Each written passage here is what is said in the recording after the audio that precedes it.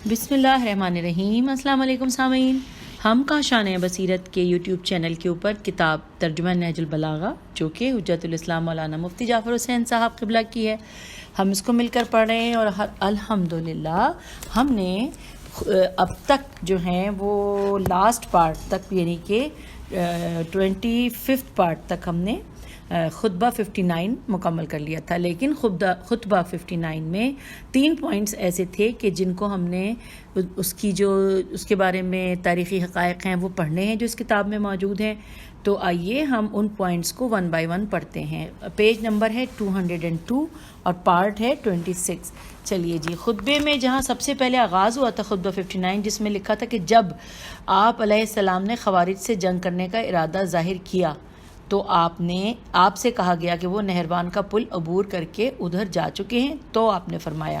تو یہ جو جملہ تھا اس کے بارے میں ہمیں پڑھنا ہے، اور تو اس کے بارے میں لکھا ہے کہ اس پیشن گوئی کو فراست و ثاقب نظری کا نتیجہ نہیں قرار دیا جا سکتا، کیونکہ دور رس نظریں فتح و شکست کا اندازہ تو لگا سکتی ہیں اور جنگ کے نتائج کو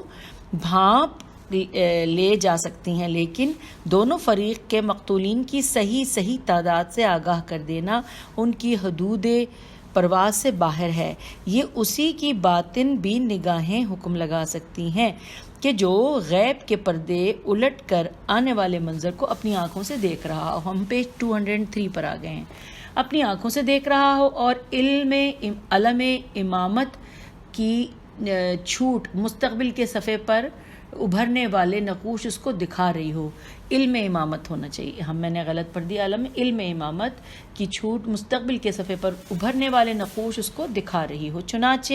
اس وارث علم نبوت نے جو فرمایا تھا وہی ہوا، اور خوارج میں سے 9 آدمیوں کے علاوہ سب کے سب موت کے گھاٹ اتار دیے گئے، جن میں سے 2 عمان کی طرف، 2 سجستان کی طرف، 2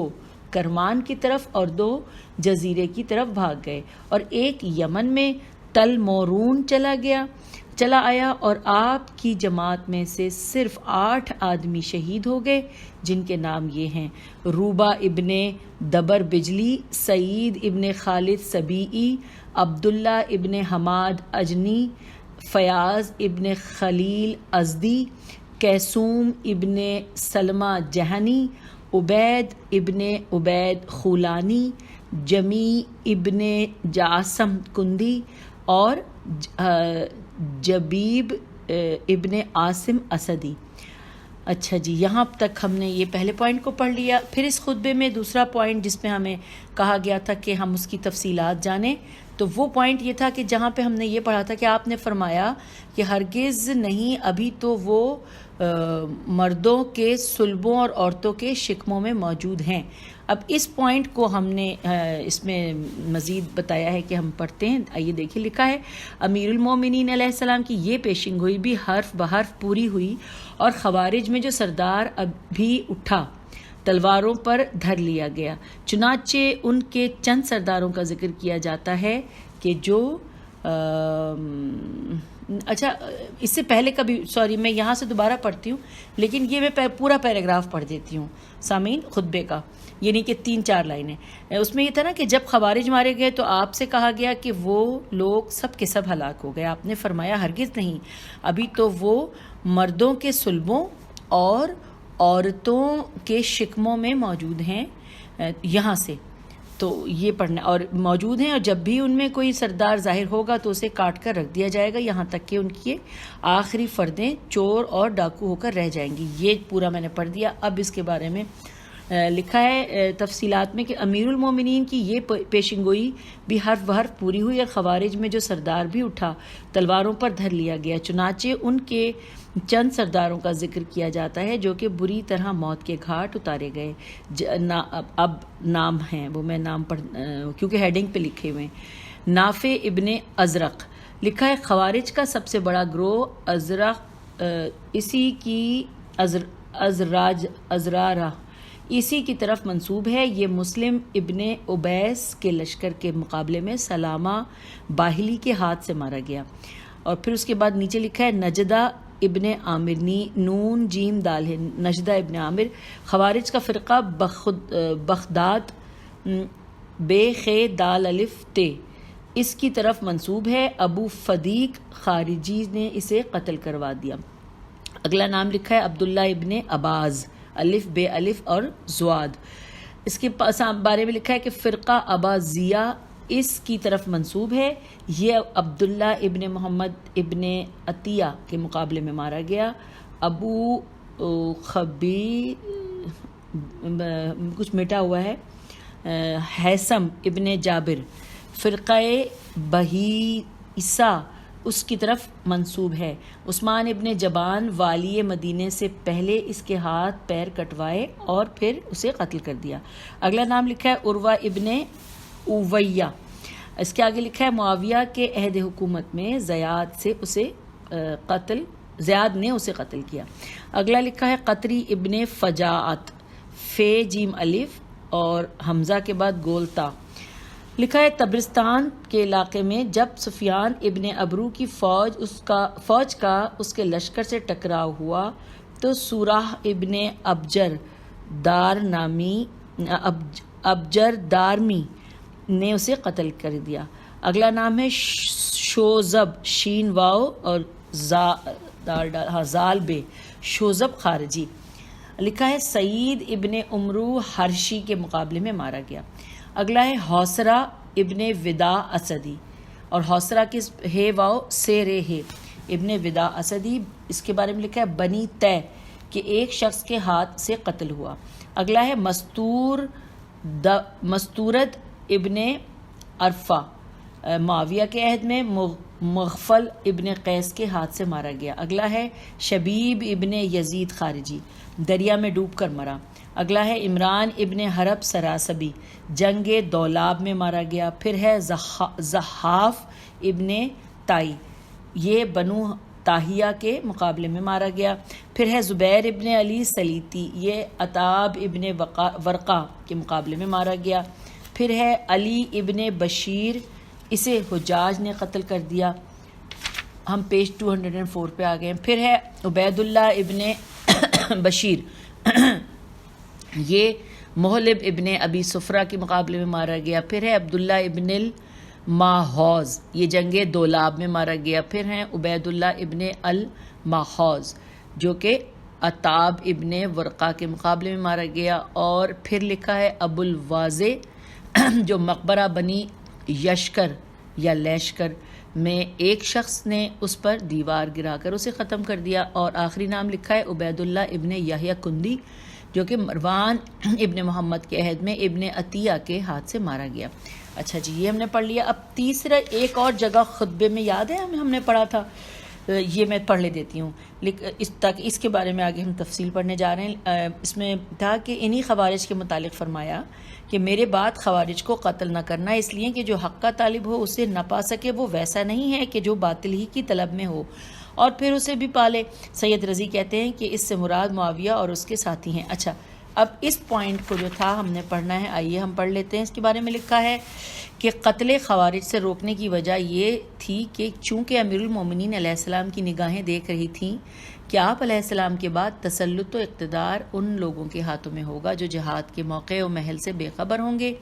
اور صرف اپنے اقتدار کو برقرار رکھنے کے لیے تلواریں چلائیں گے۔ اور یہ وہی لوگ تھے جو امیر المومنین علیہ السلام کو برا سمجھنے اور برا کہنے میں خوارج سے بھی بڑھے چڑھے ہوئے تھے، لہٰذا جو خود گم کردہ راہ ہو انہیں دوسرے گمراہوں سے جنگ دقتال کا کوئی حق نہیں پہنچتا، اور نہ جان بوجھ کر گمراہیوں میں پڑے رہنے والے اس کے مجاز ہو سکتے ہیں کہ جھولے سے بے راہ ہو جانے والے کے بھولے سے لکھا ہوگا۔ چلیے میں آگے چلتی ہوں، شاید مزید اس کا راز کھلے کہ بھولے ہی ہے، شاید بھولے سے بے راہ ہو جانے والے کے خلاف صفارائی کریں۔ چنانچہ امیر المومنین علیہ السلام کا یہ ارشاد واضح طور سے اس حقیقت کو واشگاف کرتا ہے کہ خوارج کی گمراہی جان بوجھ کر نہ تھی بلکہ شیطان کے بہکانے میں آ کر باطل کو حق سمجھنے لگے اور اسی پر اڑ گئے، اور معاویہ اور اس کی جماعت کی گمراہی کی یہ صورت تھی کہ انہوں نے حق کو حق سمجھ کر ٹھکرایا اور باطل کو باطل سمجھ کر اپنا شعار بنائے رکھا، اور دین کے معاملے میں ان کی بے باکیاں اس حد تک بڑھ گئی تھیں کہ نہ انہیں غلط فہمی کا نتیجہ قرار دیا جا سکتا ہے اور نہ ان پر خطائے اجتہادی کا پردہ ڈالا جا سکتا ہے، جبکہ وہ اعلانیہ دین کی حدود کو توڑ دیتے تھے اور اپنی رائے کے سامنے پیغمبر صلی اللہ علیہ وآلہ وسلم کے ارشاد کو درخور اعتنا نہ سمجھتے تھے۔ چنانچہ ابن ابی الحدید نے لکھا ہے کہ پیغمبر صلی اللہ علیہ وآلہ وسلم کے صحابی ابو الدرداء نے معاویہ کے ہاں سونے اور چاندی کے برتنوں کا استعمال دیکھا تو فرمایا کہ میں نے رسول صلی اللہ علیہ وآلہ وسلم کو فرماتے سنا ہے کہ چاندی اور سونے کے برتنوں میں پینے والے کے پیٹ میں دوزخ کی آگ کے لپکے اٹھیں گے۔ تو معاویہ نے کہا کہ لیکن میری رائے میں تو اس میں کوئی مذائقہ نہیں ہے، اور اسی طرح زیاد ابن ابیہ کو اپنے سے ملا لینے کے لیے قول پیغمبر کو ٹھکرا کر اپنے اجتہاد کو کار فرما کرنا، منبر رسول صلی اللہ علیہ وآلہ وسلم پر اہل بیت رسول صلی اللہ علیہ وآلہ وسلم کو برا بھلا کہنا اور حدود شریعہ کو پامال کرنا، بے گناہوں کے خون سے ہاتھ رنگنا اور ایک فاسق کو مسلمانوں کی گردنوں پر مسلط کر کے زندقہ والحاد کی راہیں کھول دینا، ایسے واقعات ہیں کہ انہیں کسی غلط فہمی پر محمول کرنا، حقائق سے عمدن چشم پوشی کرنا ہے۔ سامعین، یہ پیج 204 پر ہم نے خطبہ نمبر 59 کے بارے میں تفصیلات بھی جان لی ہیں، جس کو جان کے ہم بہت مجھے تو ایسا لگ رہا ہے کہ اگر ہم یہ تفصیلات نہ پڑھتے تو شاید خطبے کو اتنی اچھی طرح سمجھ نہ پاتے۔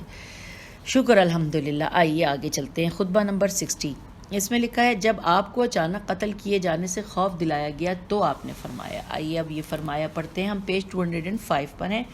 بسم اللہ الرحمن الرحیم۔ مجھ پر اللہ کی ایک محکم سپر ہے،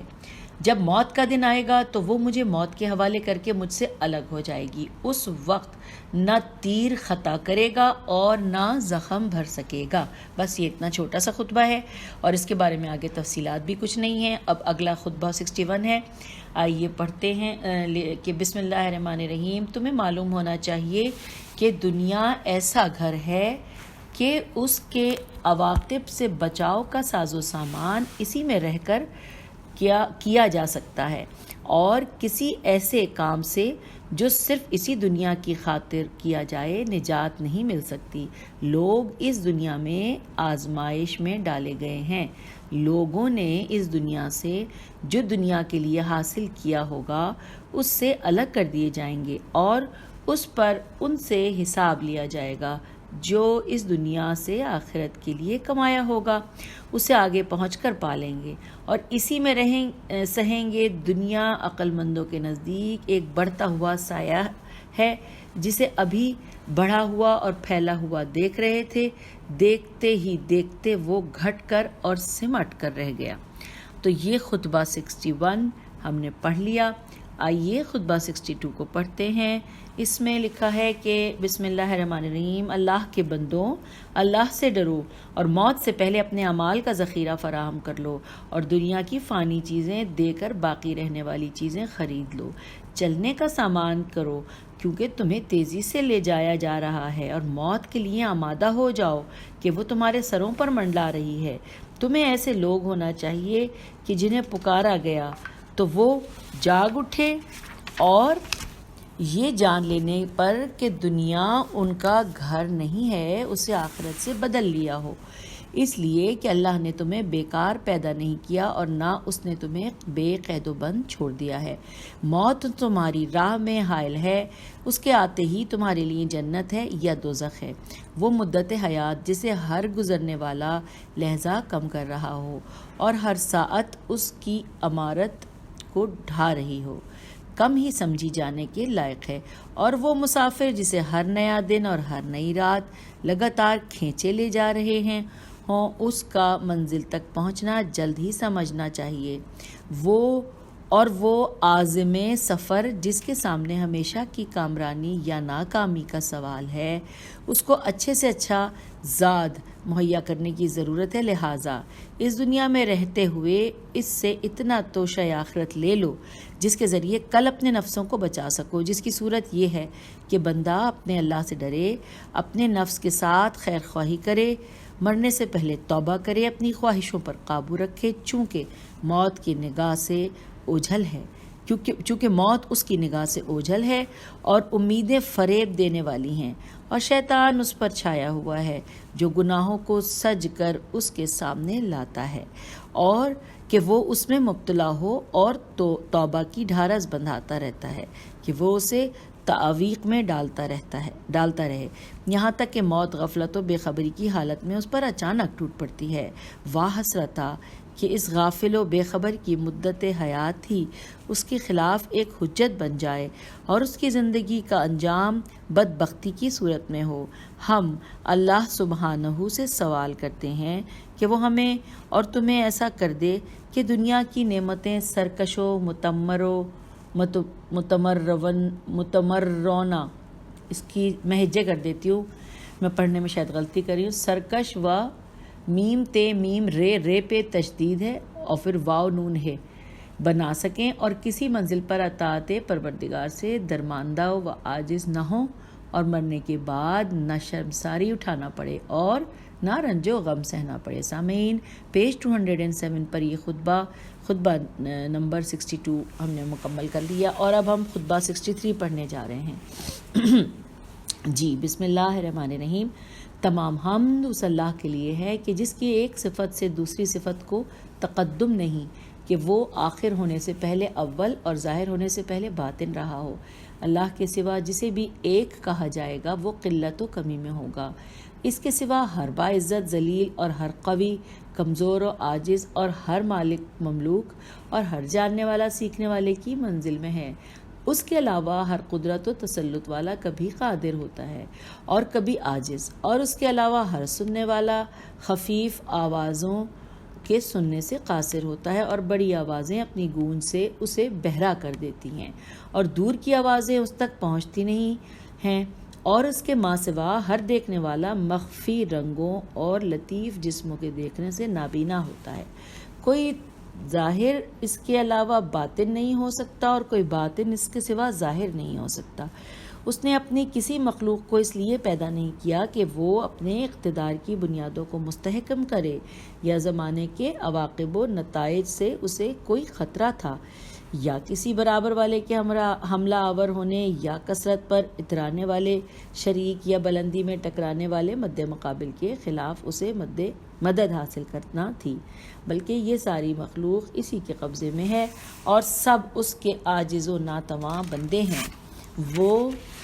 دوسری چیزوں میں سمایا ہوا ہے، ہم پیج 208 پر آ گئے۔ وہ دوسری چیزوں میں سمایا ہوا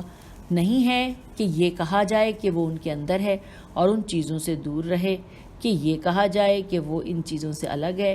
ایجاد خلق اور تدبیر عالم نے اسے خستہ و درماندہ نہیں کیا، اور نہ حسب منشا چیزوں کے پیدا کرنے سے اسے دامن گیر ہوا ہے، اور نہ اسے اپنی فیصلوں اور اندازوں میں شبہ لاحق ہوا ہے، بلکہ اس کے فیصلے مضبوط، علم محکم اور احکام قطعی ہے۔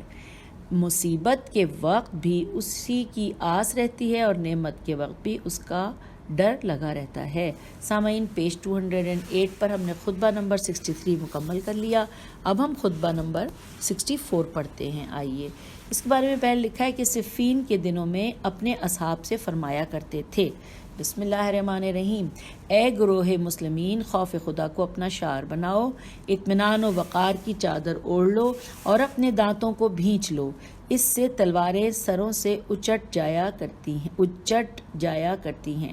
ذرہ کی تکمیل کرو، یعنی اس کے ساتھ خود جوشن بھی پہن لو، خود جوشن بھی پہن لو، یہ بریکٹ میں بات تھی یعنی والی۔ پھر لکھا ہے کہ اور تلواروں کو کھینچنے سے پہلے نیاموں میں اچھی طرح ہلا جلا لو، اور دشمن کو ترچھی نظروں سے دیکھتے رہو، اور دائیں بائیں یعنی دونوں طرف نیزوں کے وار کرو، اور دشمن کو تلواروں کی باڑ پر رکھو، اور تلواروں کے ساتھ ساتھ قدموں کو آگے بڑھاؤ، اور یقین رکھو کہ تم اللہ کے روبرو اور رسول صلی اللہ علیہ وآلہ وسلم کے چچا زاد بھائی کے ساتھ ہو، بار بار حملہ کرو اور بھاگنے سے شرم کرو، اس لیے کہ یہ پشتوں تک کے لیے ننگ و عار اور روز محشر جہنم کی آگ کا باعث ہے۔ خوشی سے اپنی جانیں اللہ کو دے دو اور پر اطمینان رفتار سے موت کی جانب پیش قدمی کرو، اور شامیوں کا جو ورڈ ہے نا یہ بریکٹ میں ہے، اور شامیوں کی اس بڑی جماعت اور تنابوں سے کھنچے ہوئے خیمے کو اپنے پیش نظر رکھو اور اس کے وسط پر حملہ کرو، اس لیے کہ شیطان اسی کے ایک گوشے میں چھپا بیٹھا ہے، جس نے ایک طرف تو حملے کے لیے ہاتھ بڑھایا ہوا ہے اور دوسری طرف بھاگنے کے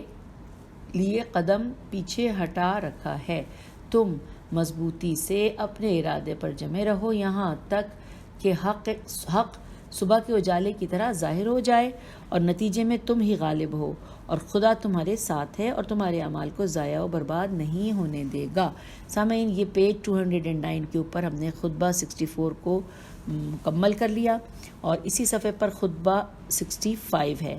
تو یہ پڑھتے ہیں۔ لکھا ہے کہ پیغمبر صلی اللہ علیہ وآلہ وسلم کی رحلت کے بعد جب ثقیفہ بنی ساعدہ کی خبریں امیر المومنین علیہ السلام تک پہنچیں تو آپ علیہ السلام نے دریافت فرمایا کہ انصار کیا کہتے ہیں؟ لوگوں نے کہا کہ وہ کہتے ہیں کہ ایک ہم میں سے امیر ہو جائے اور ایک تم میں سے۔ تو اس وقت حضرت علیہ السلام نے فرمایا، اب یہاں سے خطبے کا آغاز ہوتا ہے، بسم اللہ الرحمن الرحیم، تم نے یہ دلیل کیوں نہ پیش کی کہ رسول اللہ صلی اللہ علیہ وآلہ وسلم نے وصیت فرمائی تھی کہ انصار میں جو اچھا ہو اس کے ساتھ اچھا برتاؤ کیا جائے اور جو برا ہو اس سے درگزر کیا جائے۔ لوگوں نے کہا کہ اس میں ان کے خلاف کیا ثبوت ہے؟ آپ علیہ السلام نے فرمایا کہ اگر حکومت و امارت ان کے لیے ہوتی تو پھر ان کے بارے میں دوسروں کو وصیت کیوں کی جاتی؟ پھر حضرت نے پوچھا کہ قریش نے کیا کہا؟ لوگوں نے کہا کہ انہوں نے شجرہ رسول صلی اللہ علیہ وآلہ وسلم سے ہونے کی وجہ سے اپنے استحقاق پر استدلال کیا۔ تو حضرت علیہ السلام نے فرمایا کہ انہوں نے شجرہ ایک ہونے سے تو استدلال کیا ہے لیکن اس کے پھلوں کو ضائع و برباد کر دیا۔ یہاں پہ سامعین خطبہ ختم ہو گیا اور ہم پڑھتے پڑھتے 210 پیج پر آ گئے ہیں، اور اس کے بارے میں جہاں پہ ثقیفہ بنی سعدہ کے حوالے سے تھا وہاں پہ یہ اشارہ تھا کہ ہم اس کے بارے میں اچھی طرح سے جان لیں۔ تو آئیے یہ ہم اب پڑھتے ہیں، اس کتاب میں اس بارے میں مکمل تفصیلات ہیں، اور یہ بھی میں ساتھ ساتھ بتا دوں پہلے سے آپ کو کہ یہ تفصیلات ہم 1، 2 اور 2.5 صفحوں پر ہیں، تو یہ انشاءاللہ ہم دیکھتے ہیں کہ اسی آڈیو میں ہم مکمل کر۔ لکھا ہے ثقیفہ بنی سعدہ کے واقعات سے یہی ظاہر ہوتا ہے کہ انصار کے مقابلے میں مہاجرین کی سب سے بڑی دلیل اور وجہ کامرانی یہی چیز تھی کہ قریش چونکہ پیغمبر صلی اللہ علیہ وآلہ وسلم کے ہم قوم و ہم قبیلہ ہیں، لہٰذا ان کے ہوتے ہوئے کوئی غیر خلافت کا حقدار نہیں ہو سکتا، اور اسی بنا پر انصار کا جمع غفیر 3 مہاجرین کے سامنے ہتھیار ڈالنے کو تیار ہو گیا اور وہ نسلی امتیاز کو پیش کر کے خلافت کی بازی جیتنے میں کامیاب ہو گئے۔ چنانچہ مورخ طبری واقعات ثقیفہ کے سلسلے میں تحریر فرماتے ہیں کہ جب انصار نے ثقیفہ بنی ساعدہ میں سعد ابن عبادہ کے ہاتھ پر بیعت کرنے کے لیے اجتماع کیا تو حضرت ابو بکر، حضرت عمر اور ابو عبیدہ ابن جراح بھی سنگن پا کر وہاں پہنچ گئے۔ اس موقع کے لیے حضرت عمر نے پہلے سے کچھ سوچ لیا تھا جسے کہنے کے لیے اٹھے، مگر حضرت ابو بکر نے انہیں روک دیا اور خود کھڑے ہو گئے اور اللہ کی حمد و ثنا اور مہاجرین کی ہجرت اور سبقت ایمانی کا تذکرہ کرنے کے بعد فرمایا۔ اب میں یہ ترجمہ پڑھ رہی ہوں جو کہ طبری کی جلد نمبر 2 صفحہ نمبر 457 میں سے لیا گیا ہے۔ ترجمہ یہ ہے کہ یہ وہی ہیں جنہوں نے سب سے پہلے زمین پر اللہ کی پرستش کی اور سب سے پہلے اللہ و رسول صلی اللہ علیہ وآلہ وسلم پر ایمان لائے۔ یہی پیغمبر صلی اللہ علیہ وآلہ وسلم کے دوست اور ان کے کنبے والے ہیں، اور یہی سب سے زائد خلافت کے حقدار ہیں۔ جو ان سے ٹکرائے گا وہ ظالم ہو جائے گا۔ اور یہاں پر یہ وہ جو میں ترجمہ پڑھ رہی تھی وہ مکمل ہو گیا۔ اب اس کے بعد لکھا ہے کہ حضرت ابو بکر اپنا بیان ختم کر چکے تو حباب ابن منظر کھڑے ہوئے اور انصار سے مخاطب ہو کر فرمایا کہ اے گروہ انصار، تم اپنی باغ دور دوسروں کے ہاتھ میں نہ دو، دنیا تمہارے سائے میں بس رہی ہے، تم عزت و ثروت والے اور قبیلے جتھے والے ہو، اگر مہاجرین کو بعض چیزوں میں تم پر فضیلت ہے تو تمہیں بھی بعض چیزوں میں ان پر فوقیت حاصل ہے۔ تم نے انہیں اپنے گھروں میں پناہ دی، تم اسلام کے بازوئے شمشیر زن ہو، تمہاری وجہ سے اسلام اپنے پیروں پر کھڑا ہوا، تمہارے شہروں میں آزادی سے اللہ کی نمازیں قائم ہوئیں، تم تفرقہ و انتشار سے اپنے کو بچاؤ اور اپنے حق پر یکجہتی سے جمے رہو، اور اگر مہاجرین تمہارا حق تسلیم نہ کریں تو پھر ان سے کہو کہ ایک امیر تم میں سے ہوگا اور ایک امیر ہم میں سے ہوگا۔ یہ ہم پیج صفحہ نمبر 211 پہ آ گئے ہیں۔ اب لکھا ہے کہ حباب یہ کہہ کر بیٹھے ہی تھے کہ حضرت عمر کھڑے ہو گئے اور فرمایا، اب یہ میں ترجمہ پڑھ رہی ہوں جو کہ طبری جلد نمبر 2 صفحہ نمبر 457 سے لیا گیا ہے۔ فرمایا کہ ایسا نہیں ہو سکتا کہ ایک زمانے میں 2 حکمران جمع ہو جائیں، خدا کی قسم عرب اس پر کبھی راضی نہ ہوں گے کہ تمہیں امیر بنائیں، جبکہ نبی صلی اللہ علیہ وآلہ وسلم تم میں سے نہیں ہیں۔ البتہ عرب کو اس میں ذرا پس و پیش نہ ہوگا کہ وہ خلافت اس کے حوالے کریں کہ جس کے گھرانے میں نبوت ہو اور صاحب امر بھی انہی میں سے ہو، اور انکار کرنے والے کے سامنے اس سے ہمارے حق میں کھلم کھلا دلیل اور واضح برہان لائی جا سکتی ہے۔ جو ہم سے محمد صلی اللہ علیہ وآلہ وسلم کی سلطنت و امارت میں ٹکرائے گا وہ باطل کی طرف جھکنے والا، گناہ کا مرتکب ہونے والا اور ورطۂ ہلاکت میں گرنے والا ہے۔ یہ میں نے مکمل کر لیا ہے جو میں نے آپ کو بتایا، طبری جلد نمبر 2 صفحہ نمبر 457 سے لیا گیا تھا کتاب میں۔ آگے لکھا ہے کہ حضرت عمر کے بعد حباب پھر کھڑے ہوئے اور انصار سے کہا کہ دیکھو اپنی بات پر ڈٹے رہو اور اس کی اور اس کے ساتھیوں کی باتوں میں نہ آؤ، یہ تمہارے حق کو دبانا چاہتے ہیں، اگر یہ لوگ نہیں مانتے تو انہیں اپنے شہروں سے نکال باہر کر دو اور خلافت کو سنبھال لو، بھلا تم سے زیادہ اس کا کون حق و حقدار ہو سکتا ہے۔ حباب خاموش ہوئے تو حضرت عمر نے انہیں سخت سست کہا، ادھر سے بھی کچھ تلخ کلامی ہوئی اور بزم کا رنگ بگڑنے لگا۔ ابو عبیدہ نے جب یہ دیکھا تو انصار کو ٹھنڈا کرنے اور اپنے دھڑے پر لانے کے لیے کہا کہ اے گروہ انصار، تم وہی لوگ ہو جنہوں نے ہمیں سہارا دیا، ہماری ہر طرح کی مدد امداد کی، اب اپنی روش کو نہ بدلو اور اپنے طور طریقوں کو نہ چھوڑو۔ مگر انصار ان باتوں میں نہ آئے اور وہ سعد کے علاوہ کسی کی بیعت کرنے کو تیار نہ تھے، اور ان کی طرف لوگ بڑھا ہی چاہتے تھے کہ سعد کے قبیلے کا ایک آدمی بشیر خزرجی کھڑا ہوا اور کہنے لگا کہ بے شک ہم نے جہاد میں قدم بڑھایا، دین کو سہارا دیا، مگر اس سے ہماری غرض صرف اللہ کی رضامندی اور اس کے رسول صلی اللہ علیہ وآلہ وسلم کی اطاعت تھی۔ ہمارے لیے یہ سب مناسب نہیں کہ ہم تفوق جتلائیں اور خلافت میں جھگڑا کریں۔ اور اس کے بعد انہوں نے لکھا ہے کہ قریش میں حضرت محمد مصطفیٰ صلی اللہ علیہ وآلہ وسلم قریش میں سے تھے، لہٰذا ان کی نیابت اور وراثت کا حق بھی انہی کی قوم کو پہنچتا ہے۔ اب بریکٹ میں لکھا ہے بشیر کا یہ کہنا کہ انصار میں پھوٹ پڑ گئی ہے اور اس کا مقصد بھی یہی تھا، چونکہ وہ اپنے کنبے کے ایک آدمی کو اس طرح بڑھتے ہوئے نہ دیکھ سکتا تھا، لہٰذا مہاجرین نے انصار کے اس افتراق سے پورا فائدہ اٹھایا اور حضرت عمر، ابو عبیدہ نے حضرت ابو بکر کے ہاتھ پر بیعت کا تہیہ کر لیا۔ ابھی وہ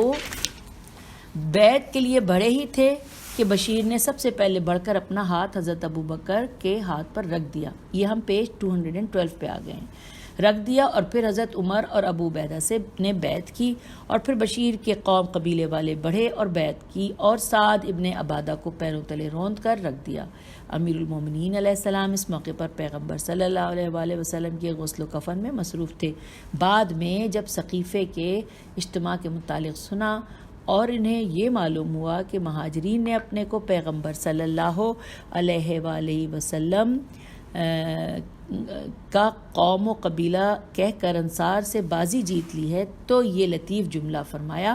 کہ شجرہ ایک ہونے سے تو دلیل لائے ہیں اور اس کے پھلوں کو ضائع کر دیا ہے کہ جو پیغمبر صلی اللہ علیہ وآلہ وسلم کے اہل بیت ہیں، یعنی اگر شجرہ رسول سے ہونے کی بنا پر ان کا حق مانا گیا ہے تو اس شجرہ رسالت کے پھل ہیں۔ تو جو اس شجرہ رسالت کے پھل ہیں وہ کیوں کر نظر انداز کیے جا سکتے ہیں؟ حیرت ہے کہ حضرت ابو بکر جو 7ویں پشت پر اور حضرت عمر جو 9ویں پشت پر رسول صلی اللہ علیہ وآلہ وسلم سے جا کر ملتے ہیں، وہ تو پیغمبر صلی اللہ علیہ وآلہ وسلم کا قول و قبیلہ بن جائیں، اور جو ابن تھا